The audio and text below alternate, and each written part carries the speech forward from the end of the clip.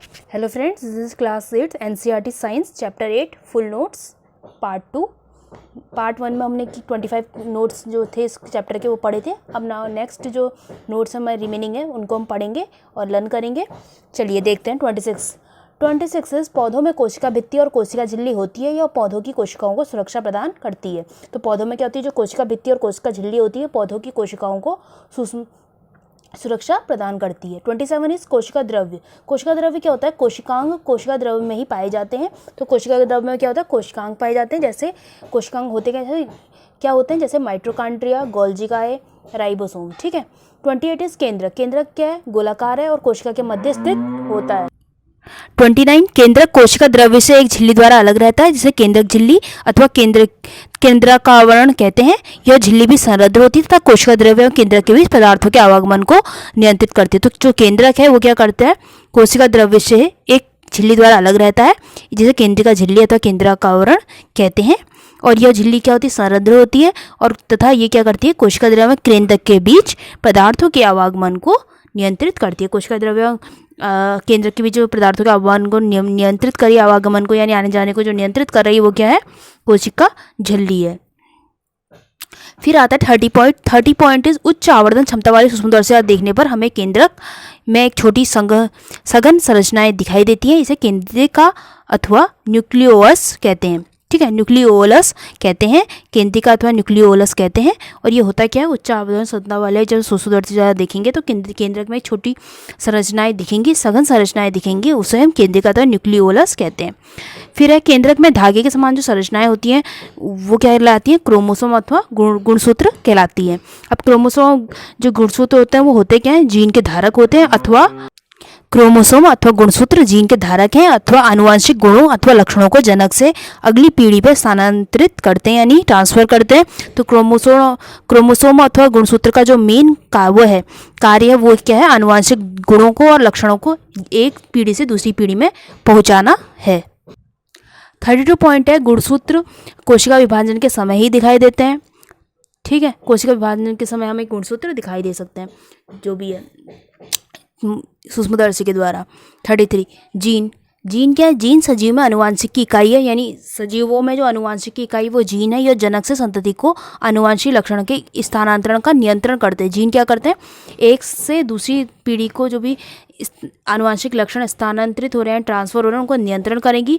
परंतु जनक द्वारा प्राप्त विभिन्न जीन के संयुक्त होने के फलस्वरूप लक्षण भिन्न भी हो सकते हैं, जरूरी नहीं समान ही रहे, बट रेयर बहुत कुछ केसों में ऐसा भी होता है कि लक्षण भिन्न भी हो जाते हैं। 34 पॉइंट है, वंशानुगत अथवा आनुवांशिक गुणों के अतिरिक्त केंद्रक कोशिका के क्रियाकलापों का भी नियंत्रण करता है। यानी वंशानुगत और आनुवांशिक गुणों को तो पहुंचा ही रहा है, बट उसके अतिरिक्त जो वंशानुगत है और आनुवांशिक गुण है उनको तो नियंत्रित कर ही रहा है, उनकी वो किस तरह से वर्क कर रहे हैं उनको तो नियंत्रित कर ही रहा है, बट केंद्रक उसके अलावा कोशिका के क्रियाकलापों का भी नियंत्रण करेगा।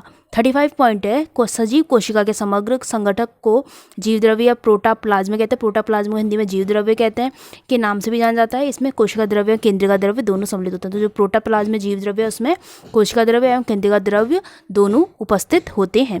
36 से क्या है, जीव द्रव्य कोशिका का जीवित पदार्थ कहलाता है। कोशिका का जो जीवित पदार्थ है वो क्या होगा, जीव द्रव्य होगा।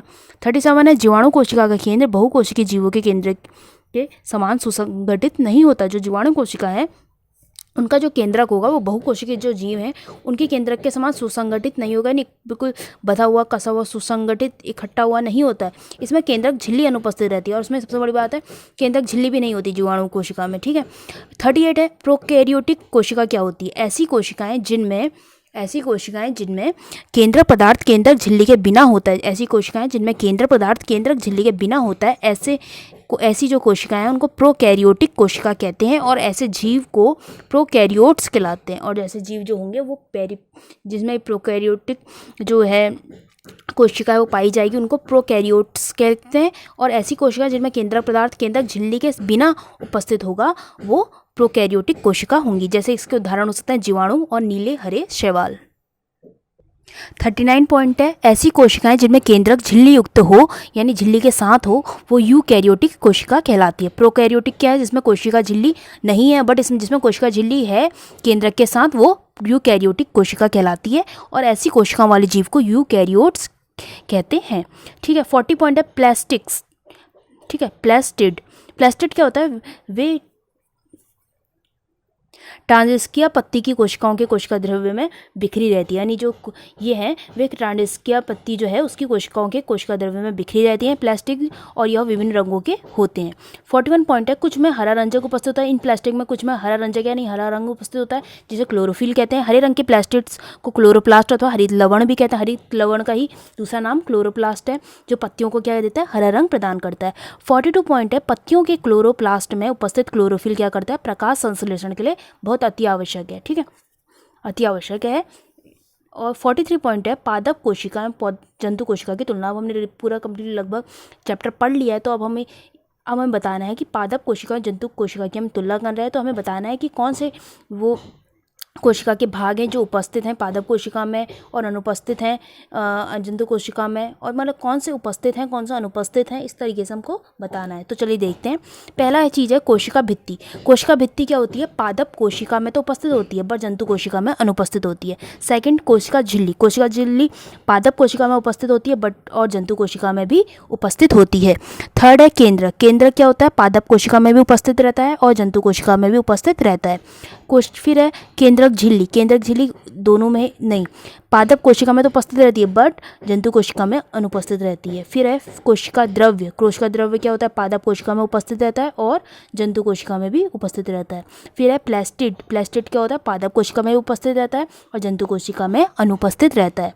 फिर लास्ट आता है रिक्तिकाएँ। रिक्तिकाएँ क्या है, रिक्तिकाएँ पादप कोशिका में तो उपस्थित रहती हैं और जंतु कोशिका में भी उपस्थित रहती हैं। तो इस तरह से 44 पॉइंट है, लास्ट पॉइंट वो है पादप कोशिका में बड़ी और जंतु कोशिका में अनेक छोटी छोटी रिक्तिकाएँ होती है। पादप कोशिका में क्या होंगी, बड़ी रिक्तिकाएँ होंगी और जंतु कोशिका में छोटी छोटी रिक्तिकाएँ होंगी।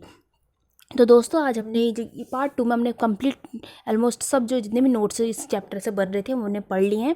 तो इस वीडियो को आप लाइक करें, शेयर करें और ऐसी ही यूज़फुल और नॉलेजेबल वीडियो के लिए मेरे चैनल विजडम विद जोश को सब्सक्राइब करें और ऐसी ही इंफॉर्मेशन लेते रहें। Thank you.